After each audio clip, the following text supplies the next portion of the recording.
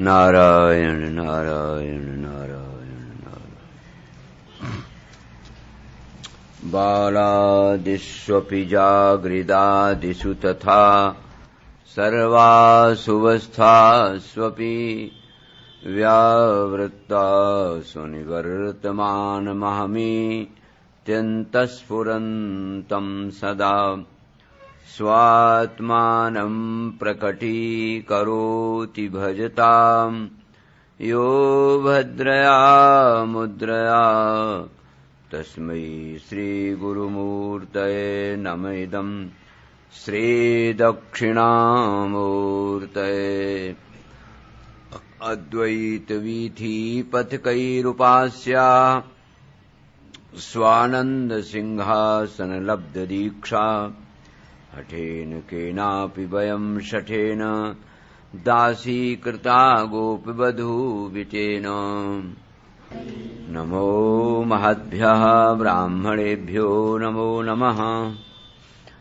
परम प्रेमास्पद परमात्म स्वरूप, आज 15 दिन से आप लोग सुन रहे हैं मुक्ति स्कंध, श्रीमद् भागवत का 11वां स्कंध। तो पहले प्रबुद्ध जी बोले माया कैसे पार हुए, तो जगा हुआ है जो शयन नहीं कर रहा है वही तो बता सका है। तो फिर निमि जी महाराज ने पूछा कि आपने कहा माया वो पार कर देता है जो नारायण का भक्त होता है, तो नारायण किसे कहते हैं? तो कल आपने सुना था कि नारायण माने वह है, वह चेतन तत्व, वो परमात्मा जो सबके भीतर रह रहा है। जल ही जिसका आयन है, घर है, तो जल से ही, बूंद से ही संसार पैदा हुआ है, चाहे वो जरायज हो, अंडज हो, स्वेदज हो, उद्भिज हो। लेकिन वो सबका प्रकाशक होने के कारण सबके समझ में नहीं आता है। जैसे कल बताया था, मैं के रूप में वो आत्मा और परमात्मा है, लेकिन कई लोग पूछने लगते मैं कौन हूं? फिर अब बताओ आप कौन है, तो आप जानो अपना मैं कौन हूं, ये दूसरे को कैसे पता चले? तो मैं उसी आत्मा का स्वरूप है जिसको कि परमात्मा कहते हैं। परमात्मा का आत्मा के रूप में ही अनुभव होगा, ये बात जानी हुई है, क्योंकि आत्मा ही साक्षात परोक्ष है। इसलिए आत्मा के रूप में परमात्मा का अनुभव होता है। अब प्रश्न ये हुआ कि वह कैसे बताया जाए। श्रुतियों में 2 प्रकार आए, एक अन्वय व्यतिरेक के तरीके से और एक शाकचंद्र न्याय से लखाया जाता है।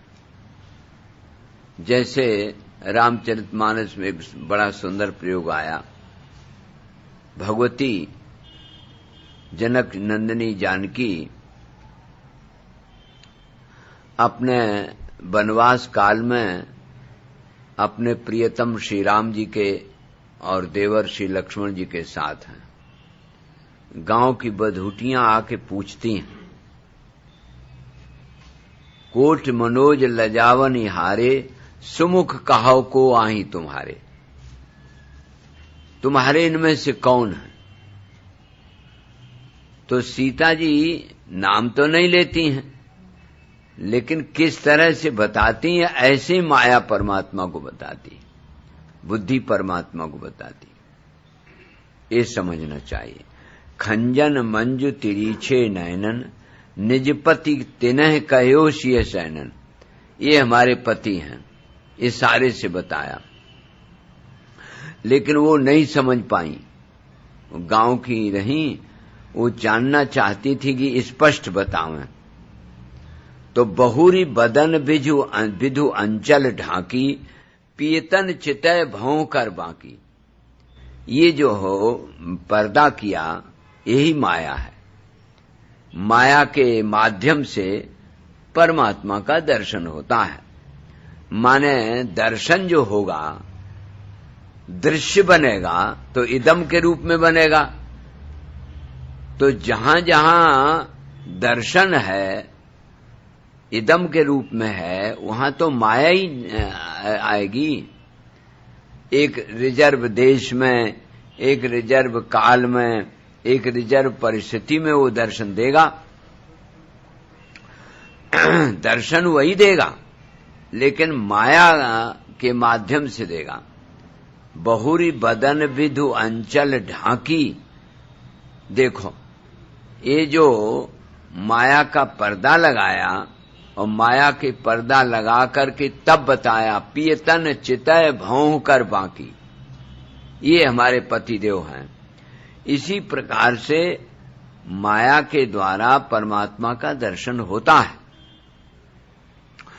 ये राम जी, कृष्ण जी जो अवतार लेते हैं, सो ये न समझो कि ऐसे ही अवतार माया ही से लेते हैं। माया अध्यात्म रामायण में बहुत स्पष्ट किया।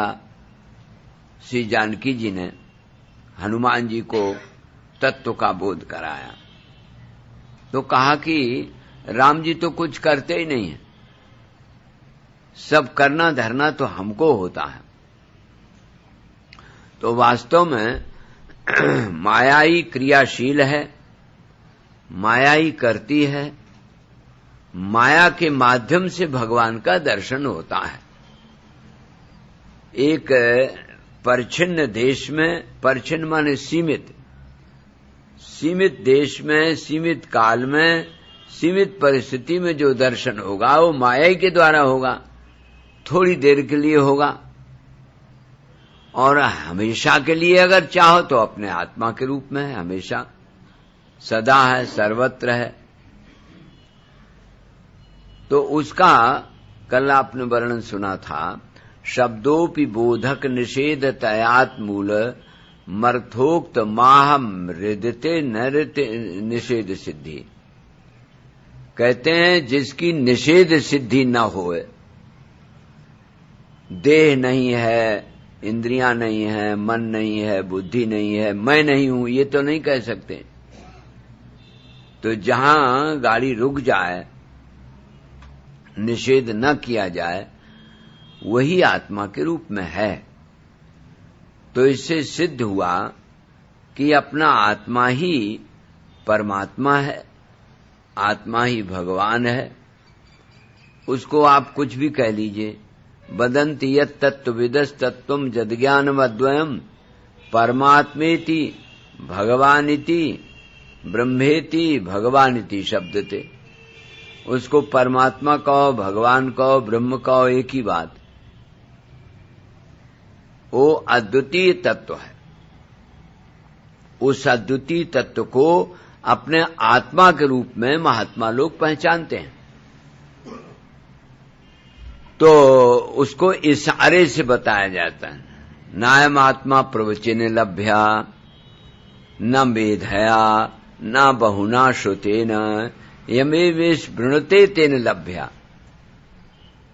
जो साधक उचित समझता है, उसे अपने आप अपने को प्रकट कर देता।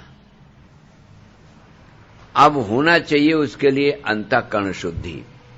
जैसे उदाहरण दिया है, सवित्र प्रकाशा यथा मलदृशो सवित्र प्रकाशा। जैसे आंख साफ हो तो साफ आंख ही सूर्य को देख पाती है। देखो मजे की बात, सूर्य से ही प्रकाशित है आंख। आंख थोड़ी देख पाती बिना सूर्य के, और सूर्य को नहीं देख पाती, क्योंकि उसमें कैटरेक्ट है या कोई तिनका पड़ गया है, कुछ हो गया। तो जैसे अपनी आंख अपने आंख को तो देख ही नहीं सकती, प्रतिबिंब को भी देख सकती है, लेकिन सूर्य जिससे वो प्रकाशित उसको नहीं देख पाती। तब फिर आंख का मोतियाबिंद हटाया जाए, साफ आंख जब होगी तब सूर्य का दर्शन कर पाएगा। इसी प्रकार से जब अंतःकरण शुद्ध होता है, मन बुद्धि शुद्ध साफ होती है, तो फिर देर नहीं लगती। एक गांव में एक सेठ जी की मशीन खराब हो गई। बड़े बड़े इंजीनियर लोग लगे, बड़ा प्रयास चल रहा था, हजारों रुपया भी खर्च किया उन्होंने। जब असफलता मिलती गई तो एक गांव का आदमी आ गया। उसने कहा हम ठीक कर दें तो? बोले वाह वाह, इससे बढ़ के और क्या चीज है, ठीक कर दो भैया। तो हम 10,000 रुपया लेंगे। तो उसने सोचा इंजीनियरों की, भैया किसी तरह ठीक होए तो सेठ तो दे ही रहे। 10,000 रुपया दे दिया, कहा कि देंगे। उसने वहीं से एक गिट्टी उठाई ईंट की और एक बार ठोंक दी और बोले बस चल गई मशीन साहब, लाओ 10,000। उन्होंने कहा अरे यहीं से ईंट की गिट्टी उठाई, यहीं ठोंक दिया और इतने के 10,000 हो गए। बोले ना, कहां कब कैसे कितनी चोट लगाएं, इसके तो 9,999 है, 1 रुपया ठुकाई का। तो मशीन चल गई। इसी तरह से जब अंतःकरण शुद्ध होता है तो देर नहीं लगती, लेकिन ये कब कहां कैसे, ये तो गुरुजन के चरणों में आश्रित होकर के तद विज्ञानार्थम सा गुरुमेवा विगच्छेत श्रोत्रियम ब्रह्मनिष्ठम। श्रोत्रिय ब्रह्मनिष्ठ गुरु जी के चरणों में आश्रय पाकर के उस विद्या को सीखा जा सकता है। ये तो ब्रह्म विद्या है ना, दुरूह है, थोड़ी कठिन तो है ही। न प्रवचन लभ्या न मेधया न, फिर बोले अयम आत्मा बलहीन न लभ्या। बलहीन वाले कमजोर बुजदिलों के लिए नहीं है ये आत्मज्ञान। इसके लिए तो भाई जरूरत है सामर्थ्य की, शक्ति की, योग्यता की। इसलिए योग्यता भी चाहिए, सामर्थ्य भी चाहिए। तो इसलिए ये बताया गया कि परमात्मा जो आत्मा के रूप में अनुभूत होता है वो सबको नहीं दिखाई देता। और यदि अंतःकरण शुद्ध हो तो यथा मल दृशो सवित्र प्रकाशा, जैसे निर्मल आंख प्रतिबिंब को भी देख लेती है, सूर्य को भी देख लेती। अपनी आंख प्रतिबिंब के माध्यम से, शीशा के माध्यम से अपने को देख पाती, उसे तो देख ही नहीं पाती। लोग कहते हैं है तो दिखाओ। एक परमार्थ निकेतन में वेदांत पढ़ाते थे, बड़े अच्छे विद्वान थे, व्याकरण के, वेदांत के। तो एकदम हमसे बोले, अब तो इस समय उनका शरीर नहीं है, कहा सचमुच में ब्रह्म नाम की कोई चीज है? अगर आज तक होती तो कोई न कोई देखता ही। मान लो मैं नहीं देखा तो और तो कोई देखता। तो हमें तो यही संदेह कि है ही नहीं, ऐसे लोग चिल्लाते हैं हाँ है, ब्रह्म है, ब्रह्म है। तो मैंने कहा कि आपने आज तक जो देखा, जिसकी बदौलत उस पर ध्यान दिया? बोले ये तो हमारे समझ में नहीं आती। हमें तो ये बताओ कि अगर कहीं होता तो किसी न किसी को तो दिखता, किसी को नहीं देखा। तो परमात्मा दृष्टा के रूप में है, न कि दृश्य रूप में है। दृश्य तो अभी बताया, जो दृश्य बनेगा, इदम का रूप हो जाएगा, वो माया के द्वारा थोड़ी देर के लिए, थोड़े देश में, थोड़े काल में, थोड़ी परिस्थिति में आ जाएगा। भाव को देख करके भाव जम गया जैसे मीरा को, प्रहलाद को, ध्रुव को दर्शन हुआ, थोड़ी देर के लिए हो जाएगा। तो इसीलिए कहते हैं सत्वम रजस्तमिति त्रिविदेक मेकम। ये त्रिवृत्त है, त्रिवृत्त, सत्व, रज और तम।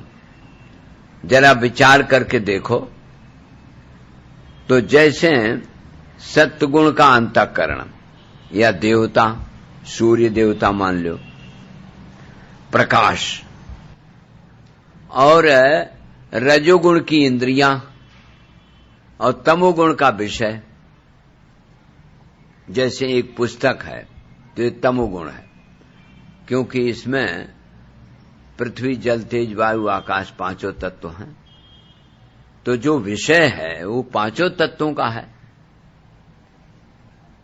तो जो विषय पांचों तत्वों का है वो हुआ अधिभूत, वो विषय हुआ। अध्यात्म रजोगुण की इंद्रियां हुई और प्रकाश हुआ सूर्य भगवान, अधिदैव। तो कोई भी वस्तु का ज्ञान इंद्रियों के माध्यम से, तो इंद्रियां भी हों माने रजोगुण भी होए, जो विषय बना हुआ है, और तमोगुण भी होए, वस्तु ही नहीं होगी तो देखेगा क्या। और सत्वगुण व प्रकाश भी होए, तो गुण ही तो गुण को देख रहे हैं। अगर विचार किया जाए, गुणा गुणेषु वर्तन्ते इति मत्वावधारयन्, इसको अच्छी तरह समझ लिया जाए तो दृश्य रूप में भी वही, दृष्टा रूप में वही।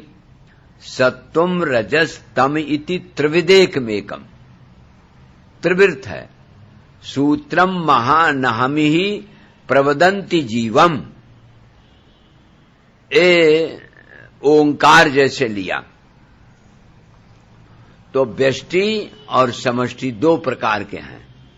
एक व्यक्तिगत है, हर एक शरीर में अलग अलग, और एक समष्टि है, माने जैसे हम कहें ये अमरूद का पेड़ है तो ये व्यष्टि हुआ, और कह देंगे ये वन है, ये बाग है, तो ये समष्टि हो गया। बाग में तो बहुत प्रकार के पेड़ हैं, अमरूद ही थोड़ी है, आम भी है, नीम भी है, बबूल भी है, सब तरह का है। ये तो समष्टि है।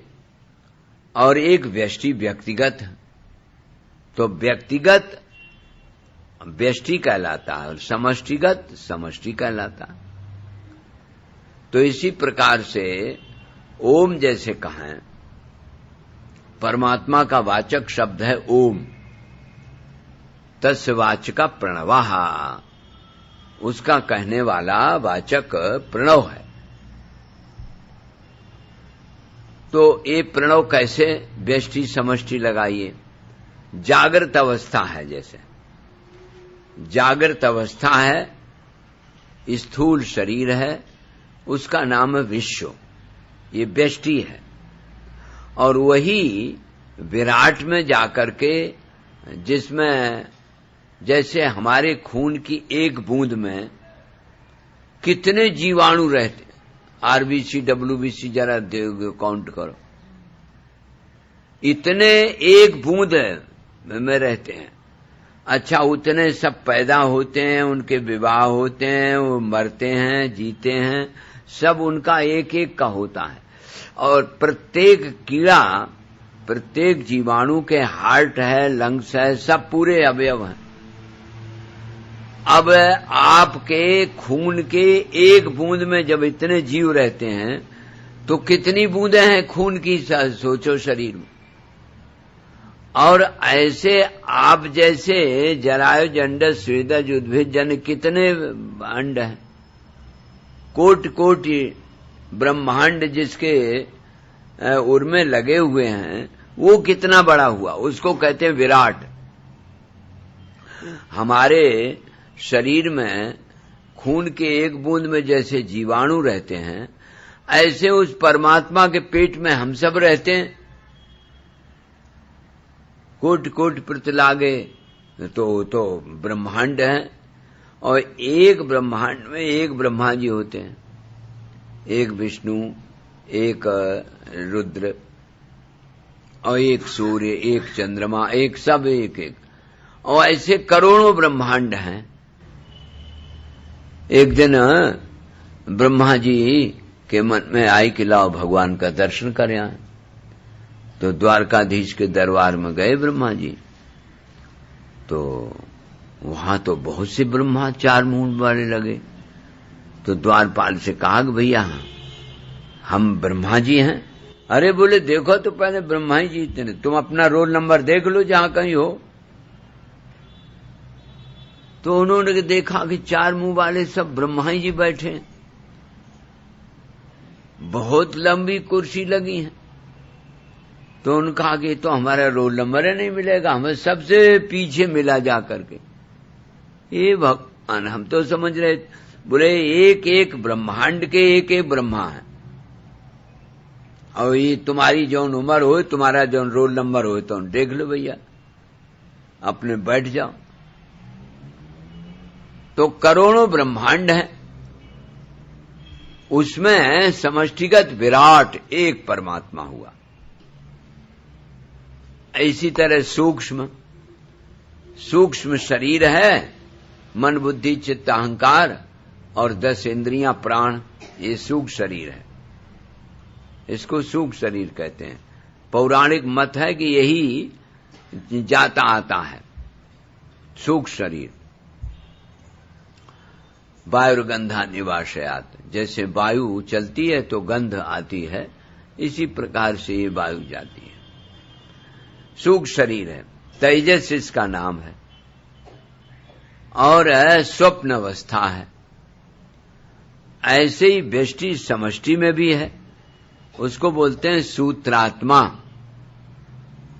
जिसको यहां सूत्र कहा गया। सत्वम रजस तमिति त्रिविदेक मेकम सूत्रम महानहम इह प्रबदंति जीवम। तो महान और उसका नाम है सूत्रात्मा, और देह है हिरण्यगर्भ, उसी को हिरण्यगर्भ बोलते हैं।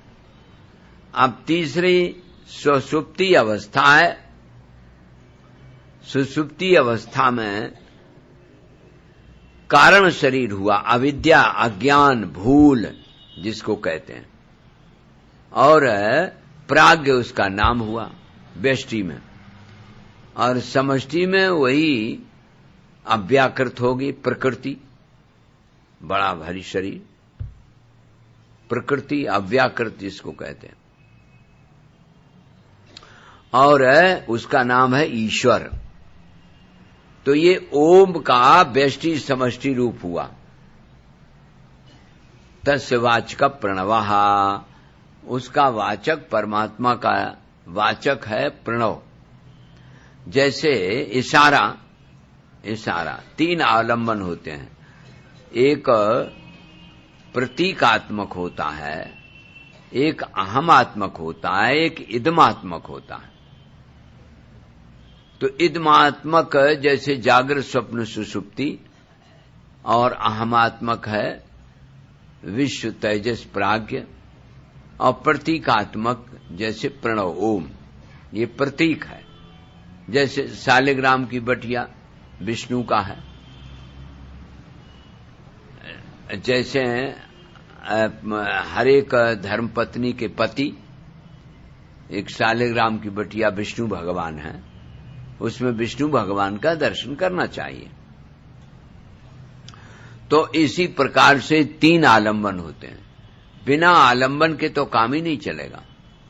कहते हैं सत्वम रजस तमिति त्रिविदेक मेक सूत्रम महानहमिहि प्रवदंति जीवम। बड़ा सुंदर बोल रहे हैं कि पिपलाइन जी कि इसको जिसको जीव कहते हैं वो जीव ये है, जीवेति जीवा। जीव कौन? बोले 10 बाल्टियों में पानी भर के रखो, एक सूर्य का प्रतिबिंब 10 बाल्टी के पानी में पड़ेगा। तो बाल्टी ये स्थूल शरीर हुआ या घड़ा हो, और पानी हुआ अंतःकरण बुद्धि, और उसमें पड़ने वाला प्रतिबिंब आत्मा। आत्मा तो एक है, लेकिन प्रतिबिंब जीव अनेक है। प्रबदंती जीवम, प्रबदंती का अर्थ है कि जीव अलग विचारे। कहते हैं प्रतिबिंब कोई बिंब से अलग थोड़ी है। अगर सूर्य न हो तो प्रतिबिंब कहां से आवे? तो प्रतिबिंब के दर्शन करने से सूर्य का दर्शन होता। अंदाज लगाते हैं कि प्रतिबिंब आया कहां से बिना सूर्य के। तो सूर्य तो एक ही है, अब प्रतिबिंब अनेक है। जितनी बाल्टी रखी है, हम सब यहां जितने लोग हैं ना, सबकी बुद्धि में प्रतिबिंब प्रकाशित हो रहा, वही जीव है। उसी को चिदाभास कहते हैं। चिदाभास जीव, कुछ कह दो। प्रबदंती जीवम, तो क्या करते क्या है? बोले ज्ञान क्रियार्थ रूप तयोरु शक्त्या। ये करते क्या है? बोले ज्ञान क्रिया अलग अलग।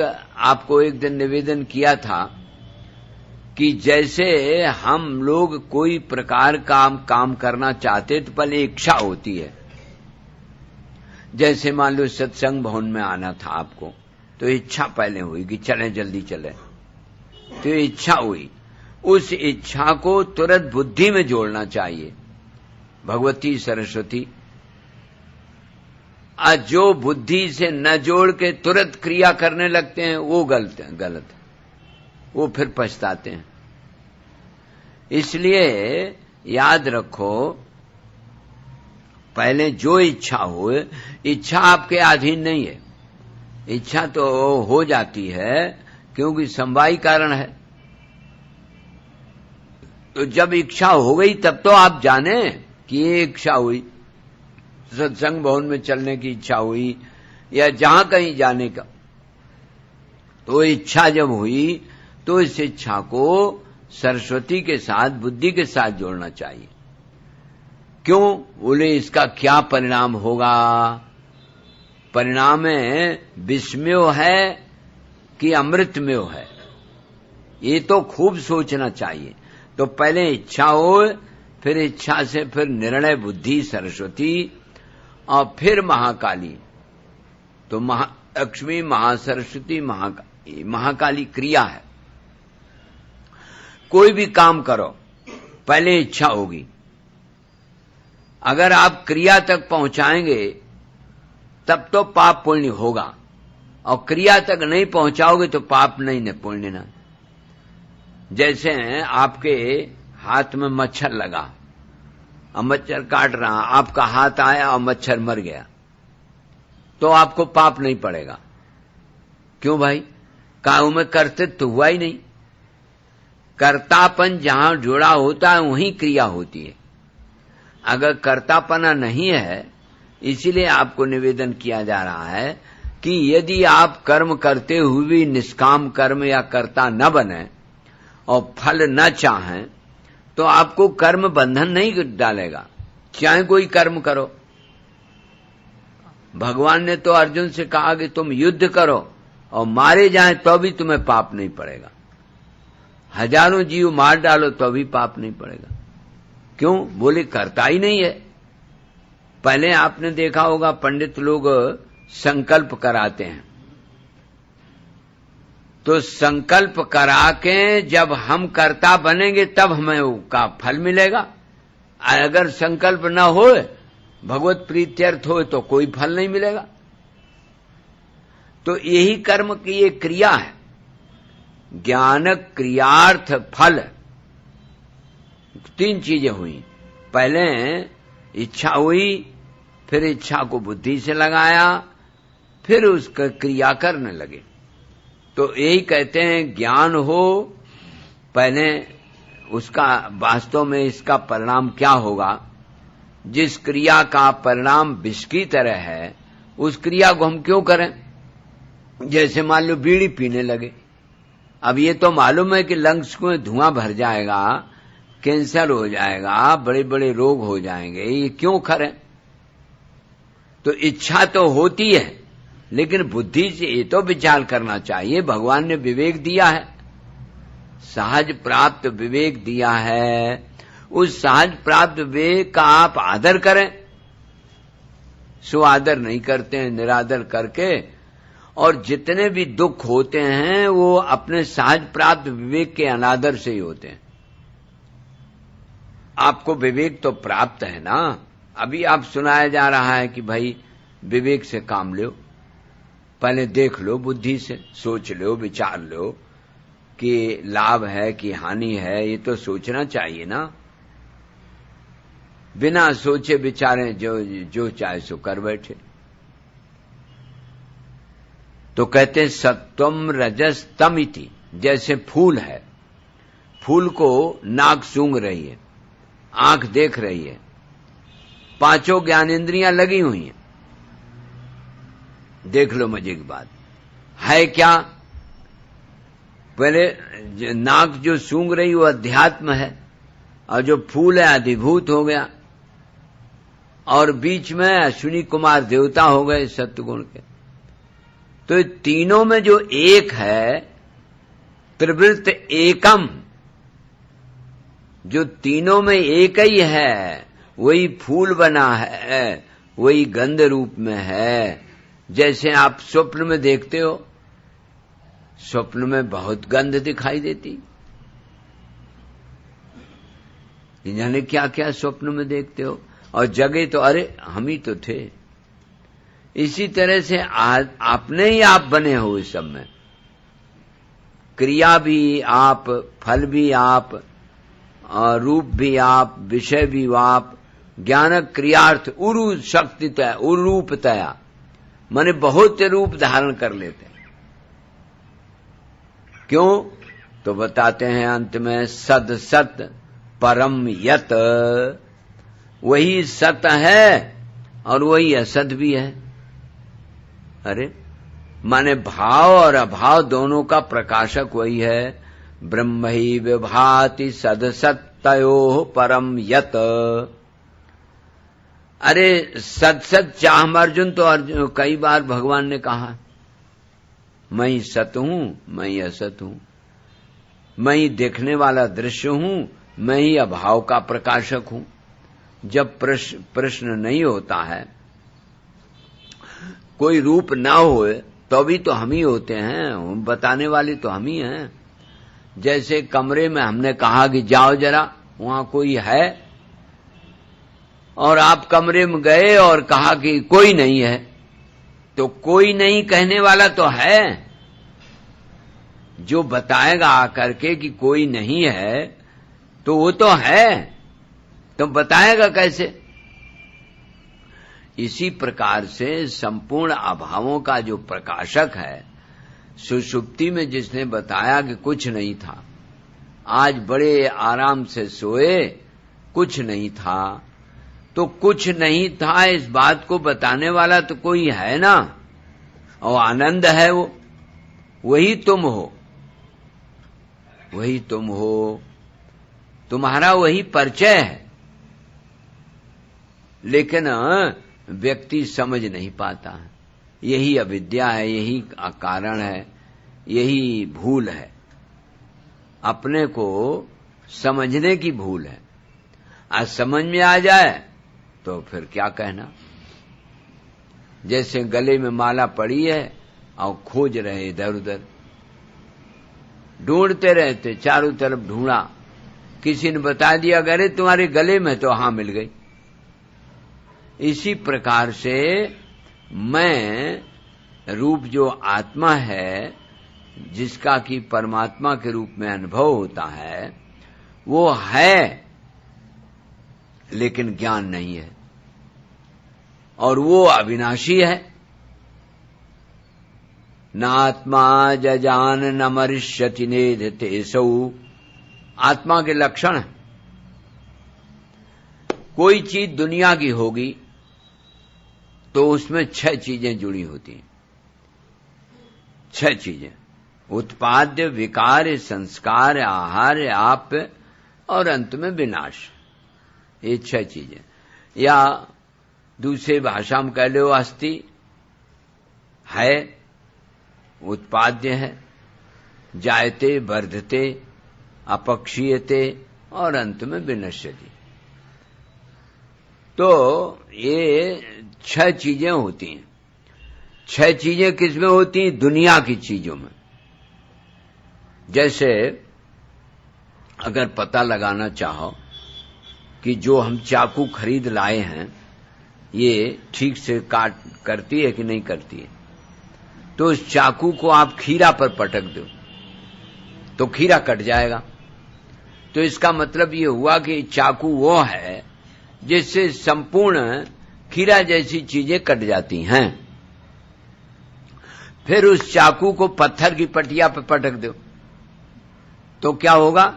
चाकू की धार ही मुड़ जाएगी। तो बना तो चाकू, तो चाकू का लक्षण क्या हुआ कि जिसमें चाकू की धार मुड़ जाए वो पत्थर है। अब देखिए, लक्षण पत्थर का करना है तो करना क्या है? जिससे चाकू की धार मुड़ जाए। जो बुद्धि के घेरे में नहीं है वो आत्मा है, वो प्रकाशक है, वहां बुद्धि की धार लौट जाती है। वो बुद्धि काम नहीं देती, बुद्धि का प्रकाशक है वो। तो आया नात्मा जजान न मरिष्यति नेधते सौ। वो असौ आत्मा कैसा है? कहते न जजान, न जन्म होता है। अरे न मरिष्यति, न वो मरता है। मैं कभी मरता है? मैं तो कभी मरता ही नहीं है। मैं तो अजर अमर अविनाशी है। तो देह मरती है, तो देह को और एक बड़ा बढ़िया बात बताई, कहा कि ये तो है ही है, नात्मा जजान न मरिष्यति नेधते सौ नापक्षीयते समन्वित व्यभिचारिणाम भी। बड़ा सुंदर प्रयोग दिया, कहा जैसे आकाश है तो आकाश से कहा चारों तत्वों ने कि भैया हमें शब्द दे दो।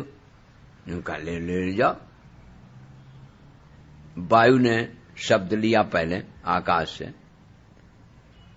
और वायु देवता बड़े प्रसन्न हुए, बोले भैया तुमने शब्द दे दिया, हमारी भी थोड़ी चंचलता ले लो। आकाश ने मना कर दिया, हमें नहीं चाहिए, तुम हमसे ले जाओ, हमें न दो। आकाश ने नहीं किया, लिया। फिर आए तेज, उनका हमसे तेज ले जाओ, गर्माहट ले लो थोड़ी। आकाश ने कहा हमें नहीं चाहिए, तुम हमसे ले जाओ शब्द।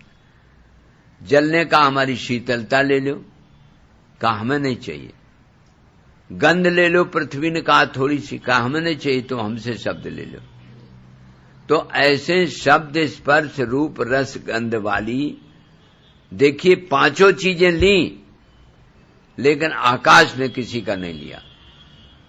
ये बहुत बढ़िया दृष्टांत है, ध्यान रखना। आकाश से सब लोगों ने ले लिया, लेकिन आकाश ने किसी को नहीं लिया। न शब्द, न स्पर्श, न रूप, रस गंध, कुछ नहीं। हमें नहीं चाहिए, तुम हमसे ले जाओ। तो कहते हैं समन्वित व्यभिचारिणाम ही। फिर क्या है? ना इसमें विकार्य है, न संस्कार है, न उत्पाद्य है, न आप्य है, न व्यवहार्य है, न विनाश है। तो है क्या बाबा? नापक्षीयते सवनविद व्यभिचारिणाम ही। ये बड़ा सुंदर प्रयोग दिया। फिर कहते हैं है सर्वत्र शाश्वतन उपलब्धि मात्रम। सर्वत्र माने सब जगह, यह अधिकरण है। सब में है और सब उसी में है,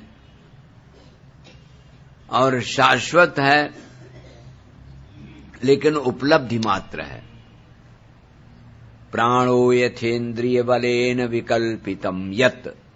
पिपलान जी बड़ा सुंदर प्रयोग करते हैं भागवत। ये है श्रीमद् भागवत।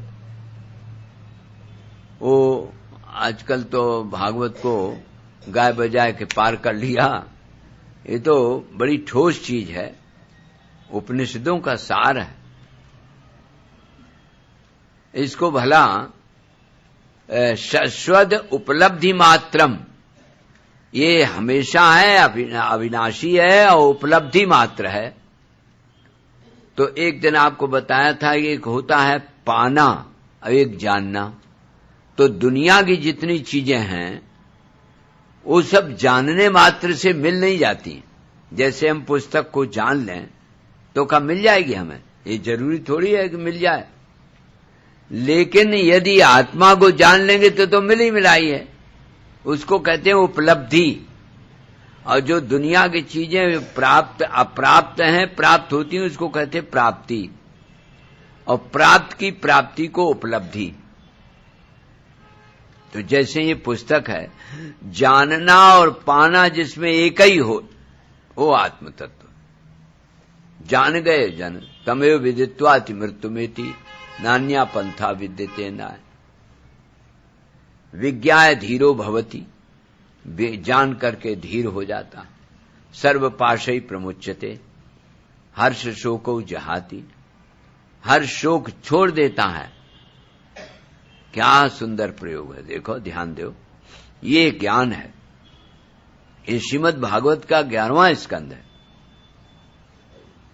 कहते हैं कि जिसको हम किसी दूसरे उपकरण के द्वारा नहीं जान सकते, उपकरण की आवश्यकता नहीं, वही तो साक्षी है।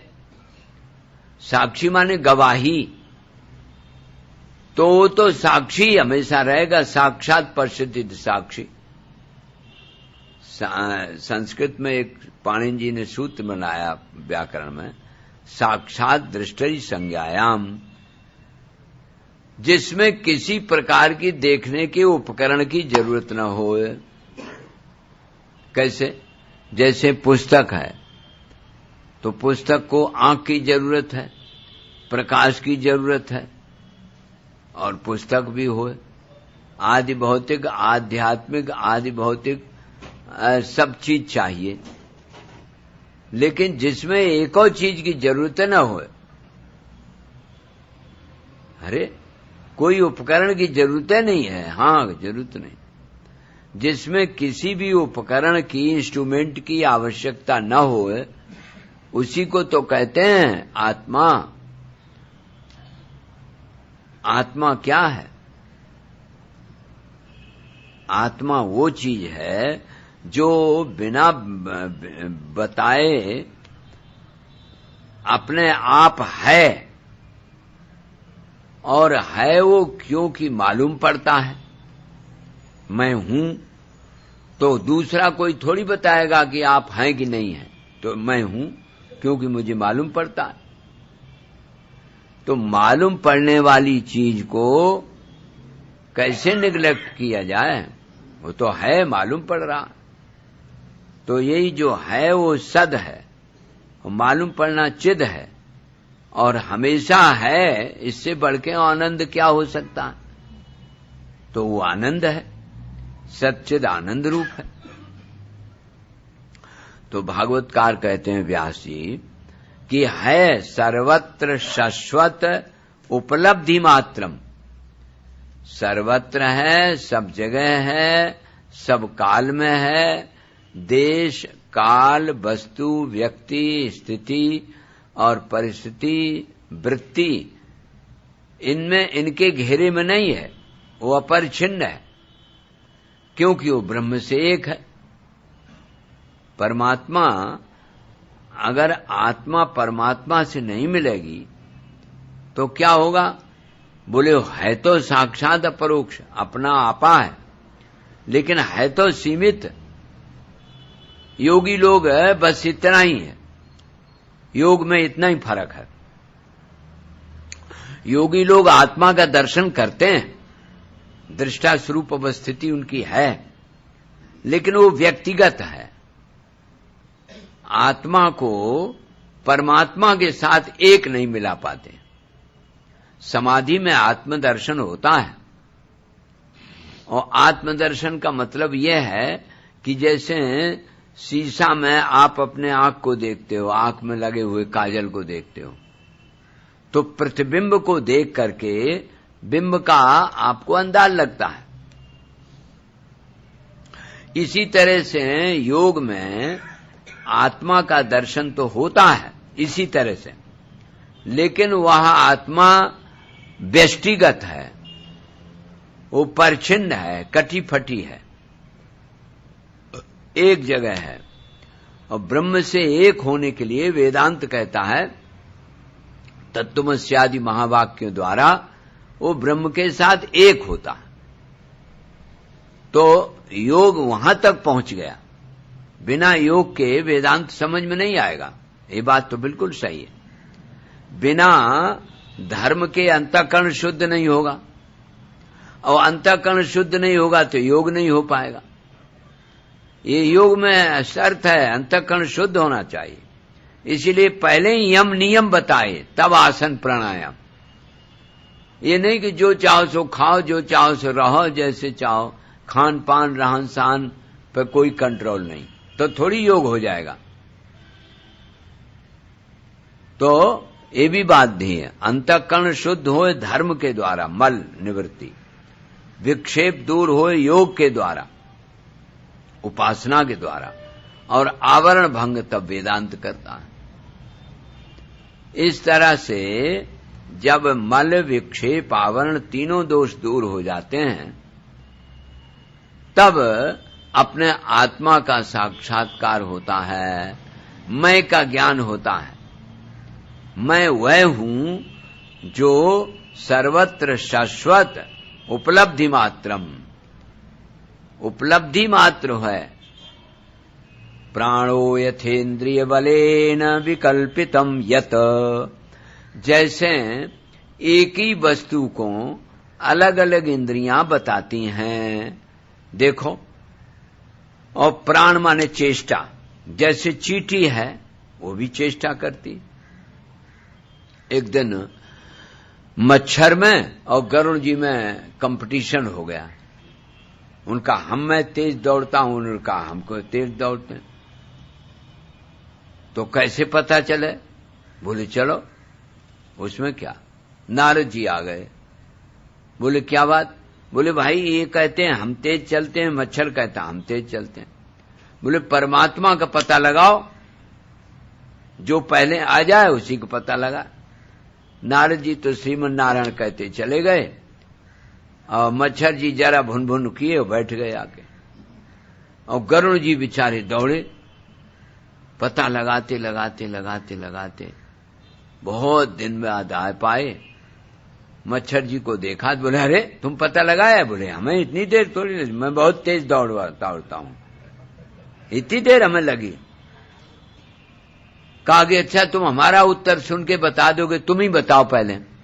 कहा कि परमात्मा अनंत है, उसका पार कैसे पार? अरे बोले यही तो उत्तर हमारा है, हम तो इतनी दूर से दौड़ रहे हैं, इतना पता लगाया, परमात्मा अनंत है, उसका अंत ही नहीं है, यही तो हमने पता लगाया। तो जो जैसा अनुभव करता है वो वैसा ही होता है, ये अनुभव की बात है। जैसे चींटी भी चलती है, उसमें भी प्राण शक्ति है, और हाथी में भी प्राण शक्ति है, चेष्टा तो अलग अलग है ना। और शेर उससे भी ज्यादा। तो शेर जो ताकत रखता है, हाथी जो ताकत रखता है, जिसकी बदौलत चींटी भी वही ताकत रखती है, जिसकी बदौलत चींटी और हाथी और सिंह शेर, ये जिस ताकत से ताकतवान हैं, जाके बल लवलेश ते जितेओ चराचर झार, तास दूत में भगवान हनुमान जी कहते हैं कि जाके बल लवलेश ते, जिसकी शक्ति से तुमने ये तमाम विजय प्राप्त की है, वही उसी का मैं दूत हूं। तुम हमारा इंट्रोडक्शन कह रहे हो ना, हमारा परिचय, तो हमारा यही परिचय।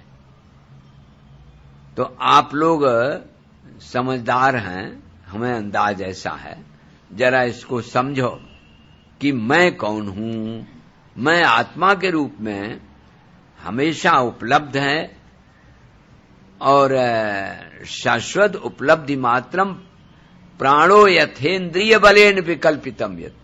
विकल्प ये है, ये शेर है, ये हाथी है, ये अमुक है, ये अमुक है। नाम अलग अलग रख लिए, रूप अलग अलग रख दिए, तो नाम रूप से थोड़ी अंतर पड़ जाता। ये तो अंतर है। राम का नाम लेकर जो मर जाएंगे, राम का नाम लेकर जो मर जाएंगे, वे अमर नाम दुनिया में कर जाएंगे, वे अमर नाम दुनिया में कर जाएंगे। ये न पूछो कि मर कर किधर जाएंगे, वे न पूछो कि मर कर किधर जाएंगे, वे जिधर भेज देंगे उधर जाएंगे, वे जिधर टूट जाए न माला कहीं प्रेम की, टूट जाए न माला कहीं प्रेम की, कीमती ये बिखर सब रतन सब बिखर जाएंगे, कीमती ये रतन। मानो न मानो खुशी आपकी, मानो न मानो खुशी आपकी, मानो न मानो खुशी आपकी, मानो न मानो खुशी आपकी। हम मुसाफिर हैं कल अपने घर जाएंगे, हम मुसाफिर हैं कल अपने घर जाएंगे। ये न पूछो कि कहाँ जाएंगे, अरे जिधर भेज देंगे उधर जाएंगे, ये निर्णय होना चाहिए। बोलो कृष्ण भगवान की। पूर्णमद पूर्णमिदं पूर्णात् पूर्णमुदच्यते पूर्णस्य पूर्णमादाय पूर्णमेवावशिष्यते। ओम शांति शांति शांति। हरिः ओम। श्री गुरुभ्यो नमः। हरिः ओम।